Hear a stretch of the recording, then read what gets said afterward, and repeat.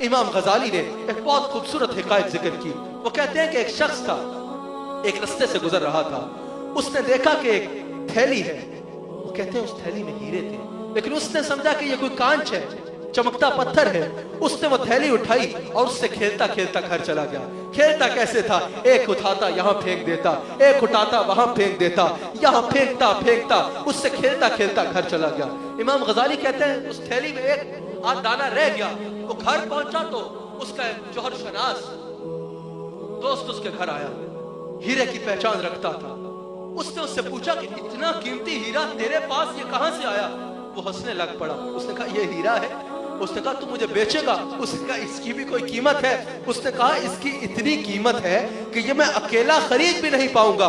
میں کچھ امیر دوستوں سے رابطہ کرتا ہوں, 2-4 امیر لوگ اکٹھے کرتا ہوں, ہم مل کے اس کی قیمت ادا کر کے اس کو خریدیں گے. اس نے کہا اس کی قیمت کیا ہے؟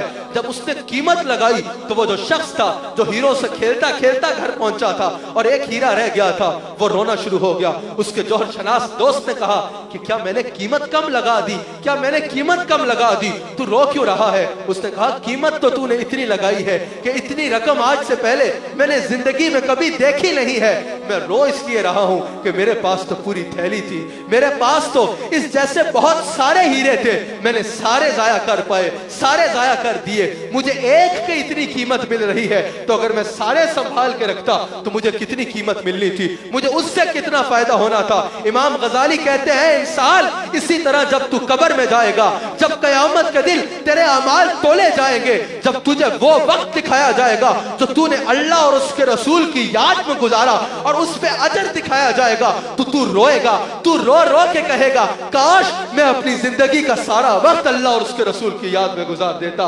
کاش میں زندگی میں کچھ اور نہ کرتا, میں زندگی کا سارا وقت اللہ اور اس کے رسول کی یاد میں گزار دیتا. تو اے انسان اپنی آخرت کی فکر کر اور ہر وقت اللہ اور اس کے رسول کو یاد رکھ اور ہر قدم پہ اللہ اور اس کے رسول کا ذکر کر.